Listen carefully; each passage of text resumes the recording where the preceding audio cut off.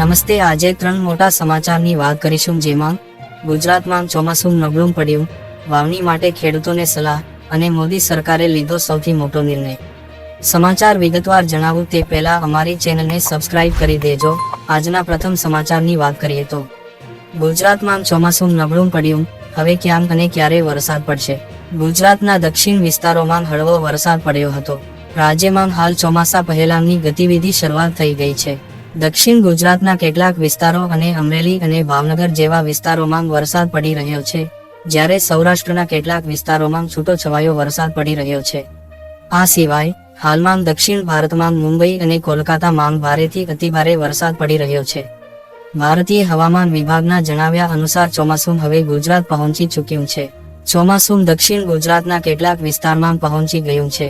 ત્યારબાદના સમાચારની વાત કરીએ તો આટલા વરસાદમાં વાવણી કરવી કે નહીં, પરેશ ગોસ્વામીની ખેડૂતોને સલાહ. ગુજરાતમાં હાલ થોડા દિવસથી ક્યાંક ધોધમાર તો ક્યાંક છૂટોછવાયો વરસાદ વરસી રહ્યો છે.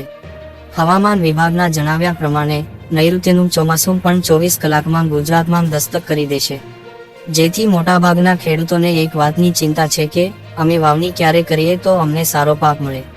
તો આ સંદર્ભે રાજ્યના જાણીતા હવામાન નિષ્ણાત પરેશ ગોસ્વામીએ વરસાદ અને વાવણી ક્યારે કરવી તે અંગેની માહિતી આપી છે. હવામાન નિષ્ણાત પરેશ ગોસ્વામીએ પોતાની યુટ્યુબ ચેનલના માધ્યમથી સોમવારે એક આગાહી કરી છે, જેમાં તેમણે જણાવ્યું છે કે સૌરાષ્ટ્ર અને દક્ષિણ ગુજરાતમાં પ્રી મોન્સૂન એક્ટિવિટી થઈ રહી છે. ચોમાસું ગુજરાતથી નજીક આવી ગયું છે, જેના કારણે ગરમી, ઉકળાટ અને બફારામાં પણ સતત વધારો થઈ રહ્યો છે. આ ઉકળાટ દિવસે ને દિવસે વધતો જશે અને જૂન મહિનામાં આમાંથી કોઈ રાહત મળવાની નથી. આ સાથે પરેશ ગોસ્વામીએ ખેડૂતોને સલાહ આપવા જણાવ્યું છે કે ગુજરાતમાં અનેક જગ્યાએ છૂટાછવાયા વરસાદ થઈ રહ્યા છે, તો કેટલાક વિસ્તારોમાં વાવણીલાયક વરસાદ થઈ રહ્યા છે. જે ખેડૂતોના વિસ્તારમાં 2.5 કે 2.5 ઇંચ વરસાદ થયો હોય અને વાવણીલાયક વરસાદ હોય તો તે ખેડૂતો વાવણી કરે. ત્યારબાદના સમાચારની વાત કરીએ તો મોદી સરકારની પહેલી કેબિનેટ બેઠકમાં મોટો નિર્ણય, ભાડે રહેતા લોકો માટે આવ્યા સારા સમાચાર. પીએમ નરેન્દ્ર મોદીનો ત્રીજો કાર્યકાળ શરૂ થઈ ગયો છે. આજે મોદી કેબિનેટની પ્રથમ બેઠક મળી રહી છે, જેને લઈને કહેવામાં આવી રહ્યું છે કે તેમાં ઘણા મોટા નિર્ણયો લેવાના છે.